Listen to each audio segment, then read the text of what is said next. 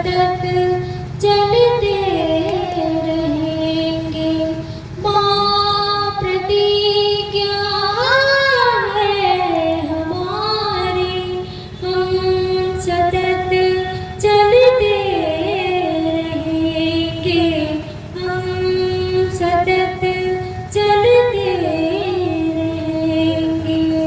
रात हो कितनी भयंकर, रात हो कितनी भयंकर, वायु का विकराल हो, रात हो कितनी भयंकर, वायु का विकराल हो।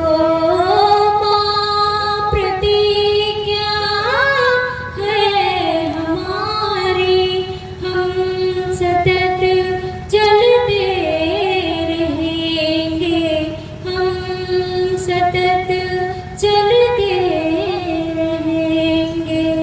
माँ तुम्हीं ने मोह में तप त्याग का जीवन सिखाया, लोकहित चिंतन समर्पण स्नेह अपनापन सिखाया।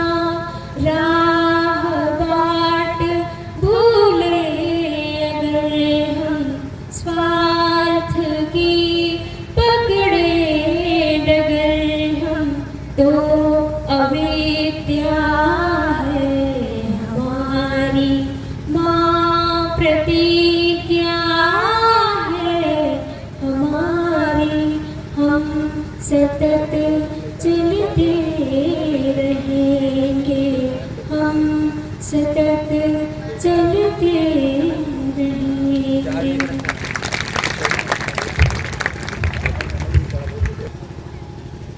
सबसे पहले गायत्री हवन।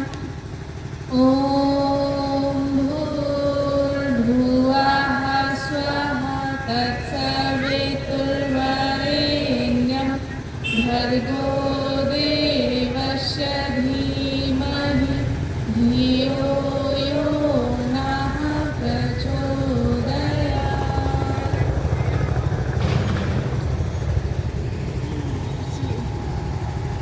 सभी लोग अच्छे हैं? यहाँ आके कैसा लग रहा है? आपका प्रोजेक्ट बहुत अच्छा लग रहा है। सबसे पहले तो यहाँ जितनी भी धर्मनगर की टीम है उन लोगों का बहुत बहुत धन्यवाद। बहुत प्यारी टीम है, लड़कियों की तो खास कर आपसे मिलके मैं बहुत अच्छा लगा। बहुत, मैं बता नहीं सकती, सबका नाम मुझे नहीं पता, लेकिन यहाँ की लड़कियाँ मुझे बहुत पसंद आई। मतलब बहुत ही अच्छी हैं और काम करना हो या बोलना हो हर मामले में वो बहुत ही बेहतर है। और मुझे लगा कि अभी हम लोग जो काम शुरू कर रहे हैं उसके लिए ये मेरी बेहतर टीम साबित होने वाली है। मुझे बहुत अच्छी लगी है लोग, जैसा भी है। मुझे सबके बारे में तो बहुत नहीं पता, लेकिन जितने भी दिन मैं यहाँ आई उन लोगों का जो साथ रहा मेरे साथ, और काम करने का ढंग, बोलने का ढंग, मैं ये कहूँगी इन लोग की मम्मी लोग भी बहुत ही अच्छी होंगी। बिना उनसे मिले मैं ये कह रही हूँ आपकी मम्मियाँ बड़ी प्यारी है जिन्होंने इतनी अच्छी अच्छी देवियों को जन्म दिया। और रही बात प्रोग्राम की, तो हम यहाँ से फिर से आपसे कुछ थोड़ा थोड़ा ये निवेदन करेंगे कि बाल संस्कार शाला में जितने भी लोग हैं सभी लोग आइएगा जरूर, कोई भी मिस मत करिएगा, चाहे आप जिस भी उम्र के हो। यहाँ जो भी चला रहा होगा आप आइएगा, उसके साथ जो भी आपको सीखने मिलेगा सीखिएगा और करिएगा। और जो छोटे बच्चे लोग हैं वो लोग भी आइएगा, भले कितने भी छोटे हो, 1 साल 2 साल 1.5 साल जिस भी उम्र के हो आप जरूर भेजिएगा। अगर आपका बच्चा नहीं भी आना चाहता तो आप गोदी में लेके आइएगा, मम्मी की जिम्मेदारी है। अगर आप घर में हैं तो लेके जरूर आइएगा, एक भी दिन मिस ना हो। क्यों? क्योंकि यहाँ जो प्रोग्राम हो रहा है इसके 3-4 उद्देश्य सबसे खास है। पहला तो ये कि यहाँ पे युग निर्माण हो, और उसमें सबसे खास बात होती है व्यक्तित्व निर्माण की, और उसमें भी सबसे अहम है बाल निर्माण की। क्योंकि जो लोग 25, 26, 30, 50, 70 के हो गए हैं हम उनसे उतनी उम्मीद तो नहीं कर सकते, क्योंकि उनके अंदर मान्यताएं धारणाएं बड़ी जटिल हो चुकी हैं। उन्हें इतनी आसानी से इरेज नहीं किया जा सकता। उनसे कुछ भी कहो तो बहानेबाजी करते हैं, 1-2 करेंगे और 4, 5, 10 तो इरेज ही होना है। लेकिन जो बाल निर्माण है उनसे कुछ भी हम कहते हैं, हमारा अपना भी अनुभव है, वो सारे काम वैसे करते हैं। अगर 1 साल 2 साल का बच्चा देखेगा कि मेरी दीदी प्रणाम कर रही है तो वैसे भी करने लगता है, उसको बहुत सिखाने की जरूरत नहीं है। इसीलिए बाल निर्माण सबसे अहम है और उसमें सबसे अहम बाल संस्कार शाला है। तो आप जरूर आइएगा। और भैया की पीडीसी क्लास शुरू करने वाले हैं, उसमें जिसकी भी उम्र 15 से 30, 32, 35 तक है, अगर आपके पास समय है, नहीं है तो भी इस प्रोग्राम से आपने जो भी सीखा है उसमें आकर के आप रेगुलर बने रहिएगा। संडे टू संडे होगा, आप अपने बच्चों को जरूर भेजिएगा। अब बात करते हैं युवाओं से, जो भी 15 साल से ऊपर है, चाहे आप लड़की हैं चाहे आप लड़के हैं, किसी भी प्रोफेशन में है, पढ़ाई में है, इस मिशन से जुड़िए, गुरुदेव से जुड़िए। और देखिए यहाँ पूजा पाठ जो भी बाई एस्पेक्ट है तो इन्वायरमेंट शोधन के लिए है। अगर आपने साइंस पढ़ा है तो आपको ये पता होना चाहिए कि जो भी इन्वायरमेंट, जहाँ का भी प्रदूषण का लेवल बढ़ रहा है, सबको पता है, क्योंकि वाहन बढ़ रहा है, हमारी जनसंख्या बढ़ रही है, हमारी जरूरत बढ़ रही है, आपको पता है। अभी हम जनसंख्या के मामले में चाइना को ओवरटेक कर चुके हैं, आपको ये पता होगा। और हमारा क्षेत्रफल तो बढ़ नहीं रहा है, लेकिन पॉपुलेशन तो बढ़ रही है ना।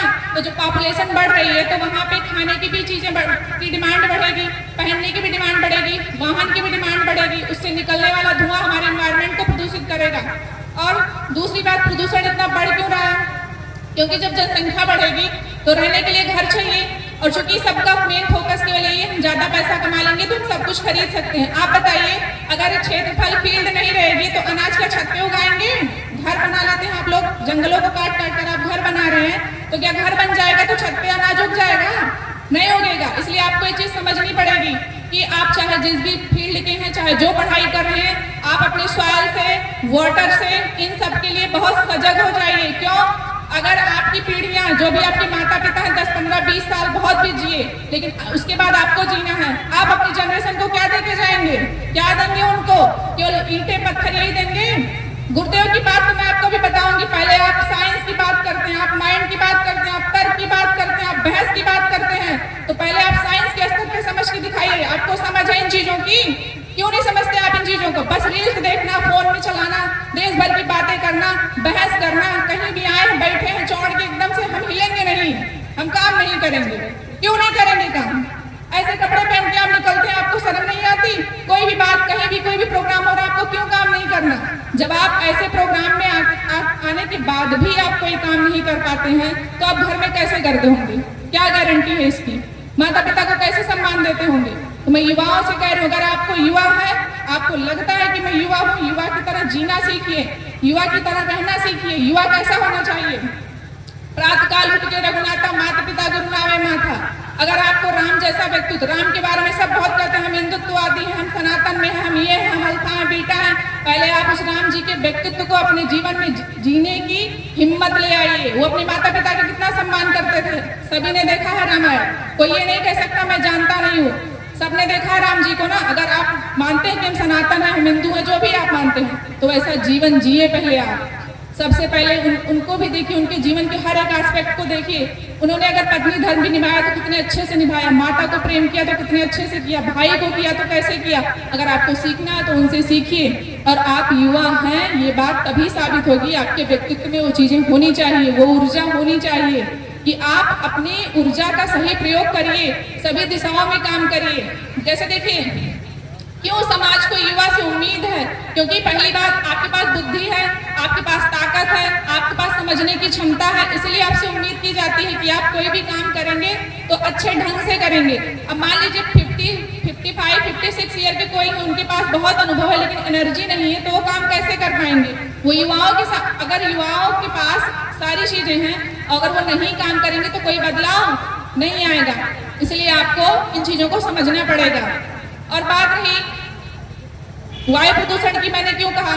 देखिए, पेड़ कटते जा रहे हैं, आप सभी ने साइंस में पढ़ा है, फोटोसिंथेसिस की प्रोसेस होती है, क्लोरोफिल की वजह से सनलाइट जब मिलती है उनको, तभी। अब हम क्या करते हैं? हम भी तो खाते हैं ना प्लांट से उगी हुई चीजें, तभी तो। अगर पौधे ही नहीं रहेंगे, फोटोसिंथेसिस की प्रोसेस ही नहीं होगी, तो भोजन कहाँ से पाओगे, कहाँ से खाओगे अनाज? तो किसकी जिम्मेदारी है ये? हमारी सबकी ना। अब मान लीजिए आपके पेरेंट्स इस बात को नहीं समझते, कहीं भी कोई भी हरा पेड़ पौधा सबको काटे जा रहे हैं, घर बनाए जा रहे हैं, ये बना रहे हैं, लेकिन आप अपने माता पिता को ये चीज समझा सकते हैं ना क्यों आप साइंस में पढ़ नहीं रहे ये चीजें? तो आपको समझनी चाहिए ना कि हम क्या करेंगे अपने हर बर्थडे पर, अपने मम्मी पापा के मैरिज एनिवर्सरी पर, दोस्त के यहाँ बर्थडे में जाएं, कहीं भी जाएं तो उन्हें प्लांट लगाने की बात बताएं। और जब वो पूछें हम क्यों लगाएं तो आप उन्हें बताइए, क्योंकि क्या होता है जितने सारे वाहन से निकलने वाला कार्बन मोनोऑक्साइड है वो एनवायरमेंट में घुलता है, तो आपको पता हो जहर बनाता है बिल्कुल।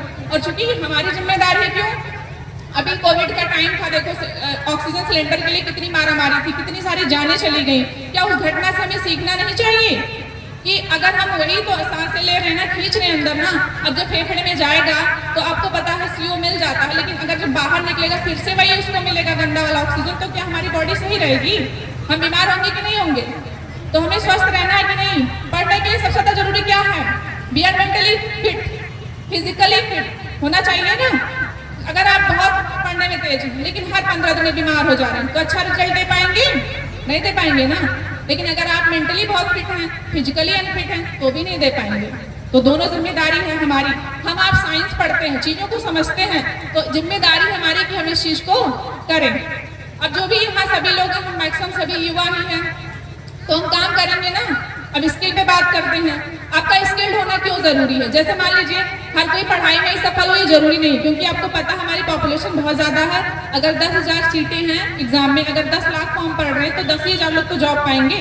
उसके बाद जो लोग डिस्क्वालीफाई होते हैं, इसका मतलब ये बिल्कुल नहीं कि वो लोग योग्य नहीं है, उनके पास भी नॉलेज थी, उन्होंने भी फाइट किया जबरदस्त, लेकिन नहीं हो पाया। इसका मतलब ये नहीं कि वो डिस्क्वालीफाई है, उनमें कोई योग्यता ही नहीं है, वो भी अच्छे हैं। तो इसके लिए आप स्किल सीखिए। आजकल देखिए आर्ट एंड क्राफ्ट है, रंगोली है, पेंटिंग है, फैशन डिजाइनिंग है, और कंप्यूटर में अगर आपको अच्छी नॉलेज है, या आप मान लीजिए वो मेहंदी वगैरह लगाते हैं, क्योंकि अब यूट्यूब का जमाना है, सबके हाथ में फोन है, तो उसको सही डायरेक्शन में यूज करिए। अभी एक आप फिजिक्स वाला चैनल के बारे में जानते होंगे, अलग सर के बारे में पता होगा ना सबको, काफी अच्छा पढ़ाते हैं सर। एक लड़की थी नियांसी नाम, में भी आपने देखा हो, वो अभी जल्दी आया है, ओलंपियाड में वो सेलेक्ट हुई है। तो वो ऐसे घर से थी जहां उसके पिताजी के पास इतना भी पैसा नहीं होता था कि वो रिचार्ज करके उसको पढ़ाएं, मतलब उसके फोन में रिचार्ज हो वो पढ़ ले। एटलीस्ट उसको नॉलेज ही नहीं थी कि ऐसा कोई यूट्यूब पे कोई चैनल भी है। तो उसके पिताजी उसकी मम्मा के लिए फोन लाते हैं EMI पे। तो एक दिन उसकी माँ कुछ देख रही थी फोन में, अचानक से उन्होंने एक कंटेंट देखा जो पढ़ाई से रिलेटेड था, उन्होंने क्लिक किया, फिर उसको पता चला कि हाँ हम पढ़ सकते, तो उसने उसी से पढ़ाई करके ओलंपियाड में उसका चुनाव हुआ। देखिए कितनी अच्छी बात है कि आपके पास साधन सब है, बट आपको ये नहीं पता कि मुझे सच में यूज कैसे करना है। जितने भी लोग मोबाइल से पढ़ने की बात करते हो, क्या सभी लोग बस पढ़ते ही हो? कम टाइम पढ़ते हो, ज्यादा टाइम वेस्ट करते हो, है ना? ये सही मानते हो कि नहीं मानते हो? अच्छा एक चीज हमको बताओ सब लोग, जब फोन नहीं देखते थे, अभी फोन बहुत ज्यादा देखते हो, क्या तुम्हारा कंसंट्रेशन अच्छा है? बेकार हुआ कि नहीं? मानते हो कि नहीं? मैं खुद अपना बता रही हूँ, मैंने सिर्फ फोन से पढ़ना छोड़ दिया, क्योंकि क्या होता है ना, जब आप बहुत एक तो नींद की प्रॉब्लम होने लगती है, सर दर्द होने लगता है, आपको ये सब चीजें होंगी, इसलिए टेक्स्ट बुक से पढ़िए। बहुत आपका क्वेश्चन फंस जाए तब आप गूगल पे जाइए, यूट्यूब पे जाइए, अदरवाइज आप अपनी टेक्स्ट बुक से पढ़िए।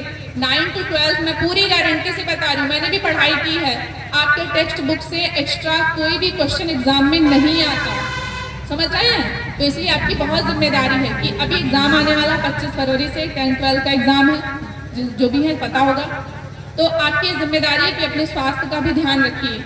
एग्जाम प्रेशर है, जो लोग 10th में वो थोड़ा ज्यादा प्रेशराइज होते हैं क्योंकि आप पहली बार फेस करने जा रहे हैं, जो 12th में वो एक बार कर चुके हैं इसलिए उन्हें उतना ज्यादा प्रेशर नहीं है। बट चूंकि भाई 12th का सिलेबस लॉस्ट है तो इसलिए उनको उसका हेडेक है कि हाँ मेरा सिलेबस बहुत ज्यादा है। तो कहने का मतलब ये है आप अपने स्वास्थ्य का ख्याल रखिए, जब तक आपका एग्जाम नहीं हो जाता आप बाहर का कुछ मत खाइए, चाट पकौड़ी बर्गर जो भी आप खाते हो मुझे नहीं पता, बट मैं आपको बता रही हूँ कि आप मत खाइए जब तक आपका एग्जाम नहीं हो जाता। ये मत सोचो मैं कहीं से बहुत ज्यादा नॉलेज लेके, ऐसा कुछ नहीं। मैंने एक प्रोफेसर का डाटा देखा था, उन्होंने ऐसा कुछ कहा तो मैं आपको बता रही हूँ। और क्यों बता रही हूँ? क्योंकि आप मेरे छोटे भाई बहन और मैं आपसे बहुत प्यार हूँ, वेरी ऑनेस्टली, और कोई बात नहीं है। बाकी कुर्तियों को तो आप जान ही जाएंगे पढ़ते पढ़ते, मैं इसलिए बता रही हूँ कि आपकी डेली रूटीन से और आप इसे रिलेट कर पाएंगे और अभी रिसेंटली आप कर भी लेंगे, ठीक।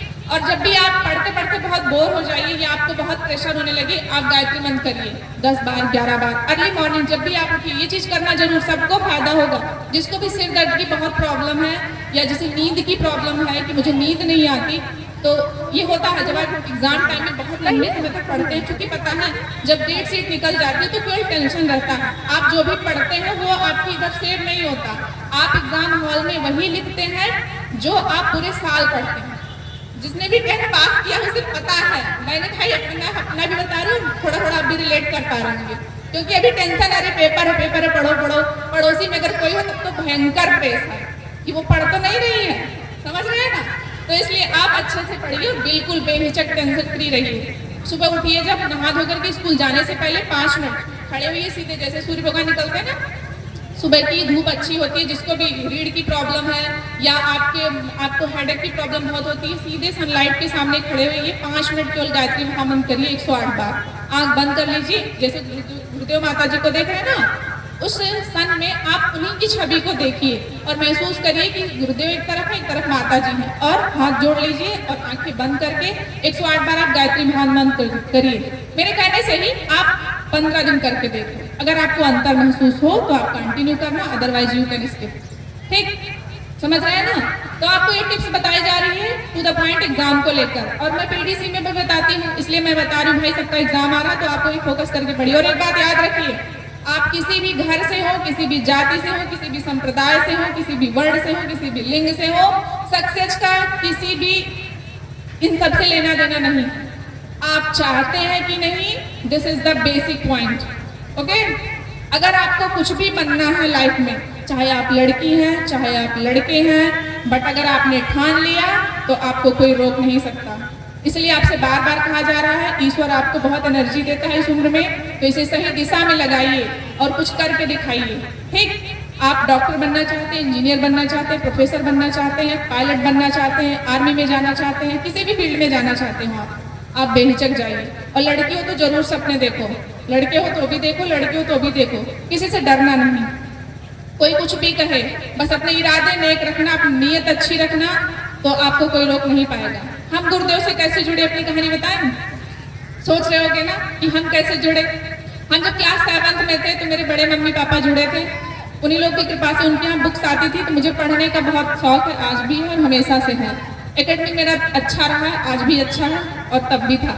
तो बस मैं पढ़ती थी, मुझे समझ में उतना नहीं आता था, लेकिन हम पढ़ते थे, पढ़ते पढ़ते ऐसे आदत पड़ गई। जब हम ग्रेजुएशन कर लिए, 9th में मुझे सर जी मिले, जो भी आप सर जी को देख रहे हैं, लेकिन तभी मुझे इतना नहीं पता था। हम पढ़ने में अपना मस्त रहते थे कि हाँ पढ़ाई करनी, मुझे कुछ करना है, ये मेरा क्लियर था। आपका भी होना चाहिए, जितने भी लोग यहाँ बैठे हो, आपको क्या करना है ये क्लियर हो, और क्यों करना है ये क्लियर होना चाहिए। आप किसी भी घर से आते हो, आपके माता पिता ने कैसे भी आपको पढ़ाया हो, कैसे भी पाला पोसा हो, ये आपके सक्सेस में कभी बाधा नहीं होनी चाहिए, आपके लिए मोटिवेशन होना चाहिए। अगर आपके घर की स्थिति अच्छी नहीं थी, आपके माता पिता थोड़ा डाउन स्थिति में, इकोनॉमिकल आप पीछे हैं, तो भी आप डरिए नहीं।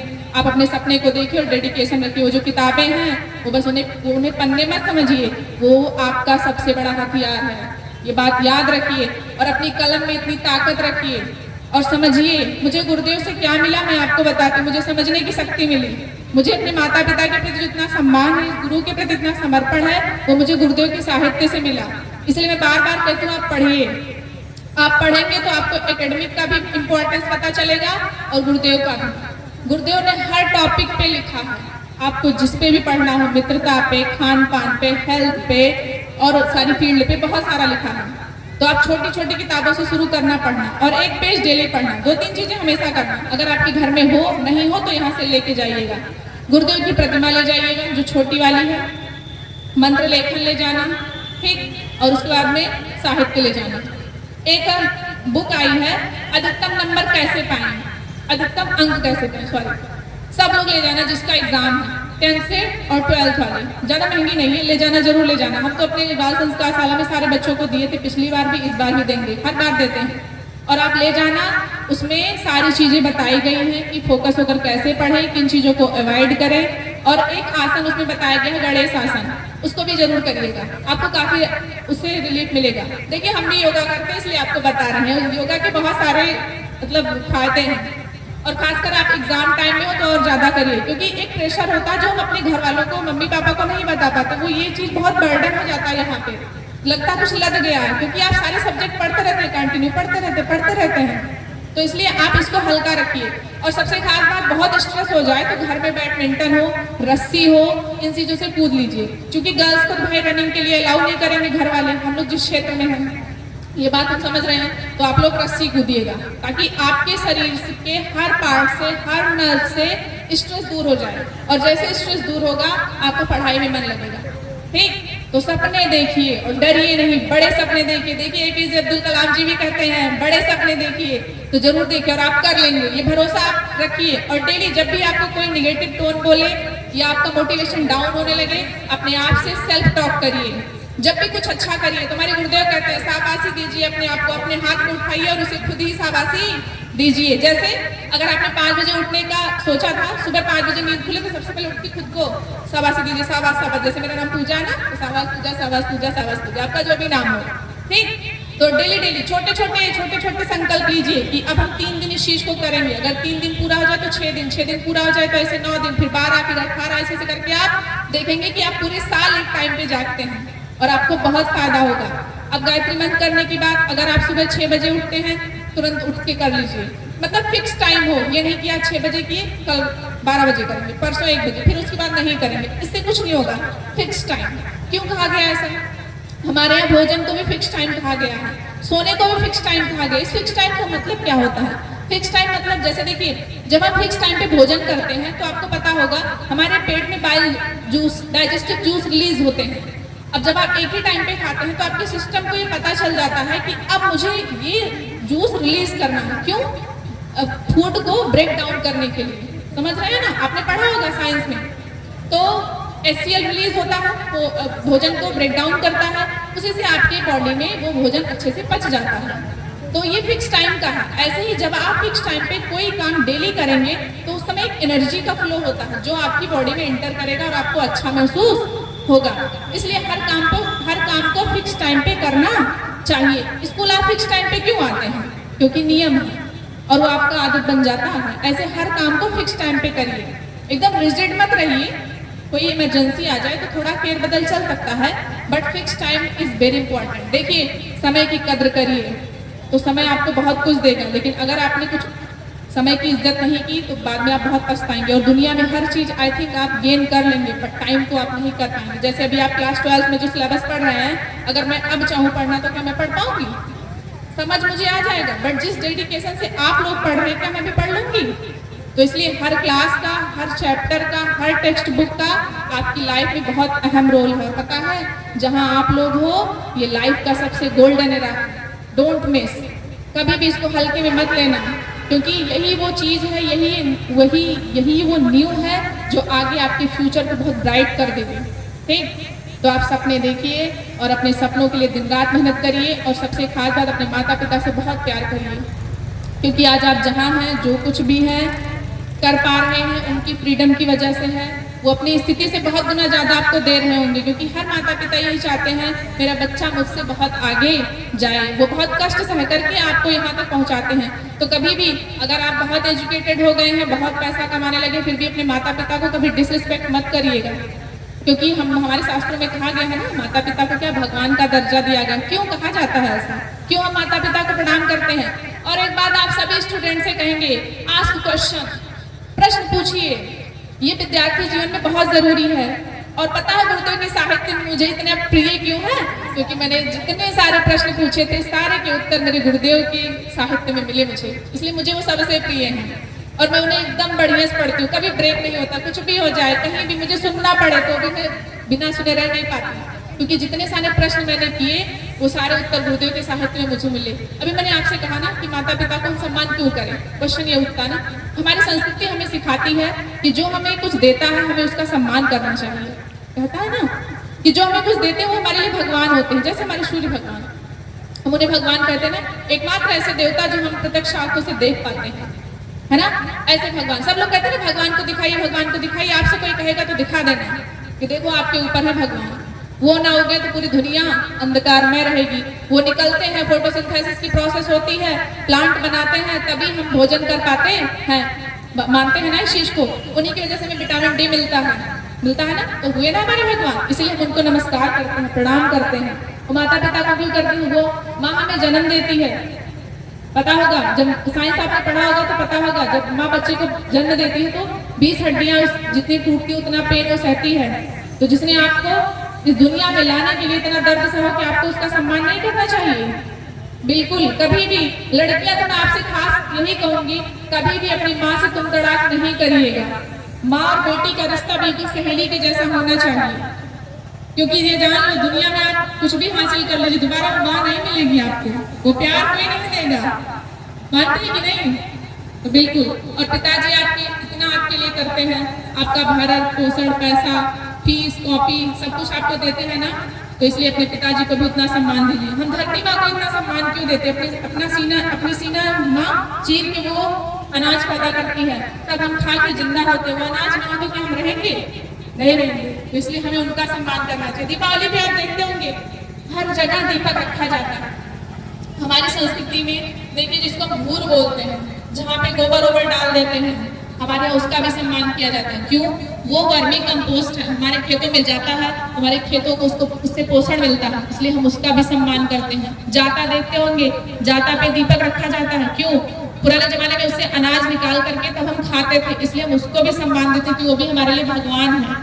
नल पे भी दीपक रखा जाता है। क्यों? क्योंकि बिना पानी के हम जिंदा नहीं रह सकते, इसलिए हम नल को सम्मान देते हैं। देखिए अभी युवा हम ये सब चीजें क्यों इतना एक्सप्लेन करके बता रहे हैं, बिकॉज जो यूथ है ना वो सब बहस करते हैं और कुतर्क करते हैं, उन्हें चीजों के बारे में अच्छे से नॉलेज नहीं है। तो इसलिए आप उन चीजों के बारे में जानने की पूरी कोशिश करिए। जब आप तथ्य जानेंगे, चीजों के पीछे के रीजन जानेंगे, तो उनके लिए आपके मन में वैसे भी सम्मान आ जाएगा। अब मैंने जो भी आपसे चीजें कही, क्या आज जानने के बाद आपके मन में सबके लिए सम्मान आएगा कि नहीं आएगा?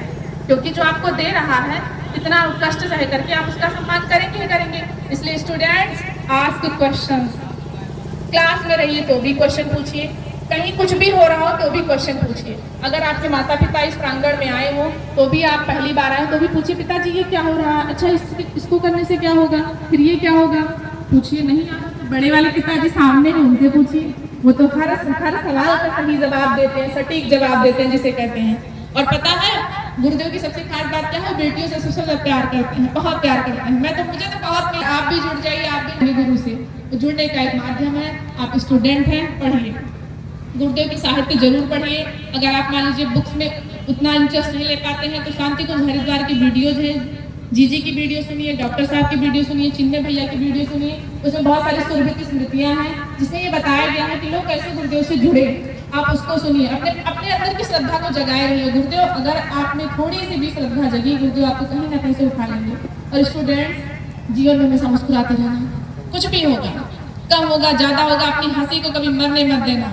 ठीक, हमारे बाल संस्कार शाला में गाना चलता है, नन्हे बच्चों आने वाले कल की तुम तस्वीर हो, नाच करेगी दुनिया तुम पर, दुनिया की तकदीर हो। तो है आप तकदीर की नहीं, तो आप बनेंगे ना अच्छा। और अपनी पढ़ाई से बेहद प्यार करिए और अच्छे स्टूडेंट बनिए, कभी किसी को परेशान मत करिएगा और हमेशा अपना व्यक्तित्व ऊंचा उठाइएगा, आप बहुत अच्छा काम करेंगे।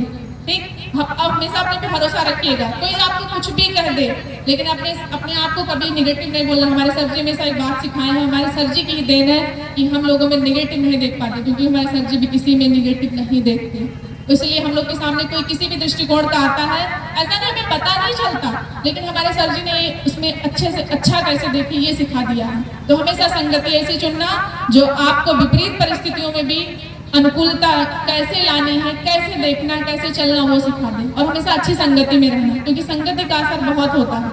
ठीक, तो अगर नहीं मिला तो अकेले चलिए, वो सबसे बिंदास जिंदगी है, लेकिन अगर मिले तो सबको साथ लेके चलिए। और जो कुछ भी अच्छा आपको मिले बेहिचक सबके साथ बांट दीजिए। कोई भी कॉन्सेप्ट आपने सीखा सबको बता दीजिए, कोई क्वेश्चन सॉल्व किया सबको बता दीजिए। ये इससे क्या होगा, लाइफ में आपके पास जो कुछ भी आएगा आप उसे डिस्ट्रीब्यूट करेंगे। जैसे इतना बड़ा प्रोग्राम हो रहा है, इस क्षेत्र में बहुत सारे रेंज में 5-6 किलोमीटर 7 किलोमीटर सबके पास बहुत पैसा होगा, लेकिन लोग संकोच करते हैं कैसे दें ना दें, घाटा है मुनाफा है, ये है वो है, ये सारी चीजें सोचते हैं। लेकिन अभी आपको मैंने जो चीज बताई, अगर आप उस चीज को अपनी लाइफ में लेते आएंगे ना तो एक दिन ऐसा होगा जब आप जॉब करेंगे, पैसा होगा, कहीं भी ऐसा आयोजन होगा, मैं गुरुदेव कहीं कोई भी आयोजन होगा, कोई भी अच्छा काम करेगा तो आप बेहिचक देंगे, इसे देने की प्रवृत्ति बढ़ती है।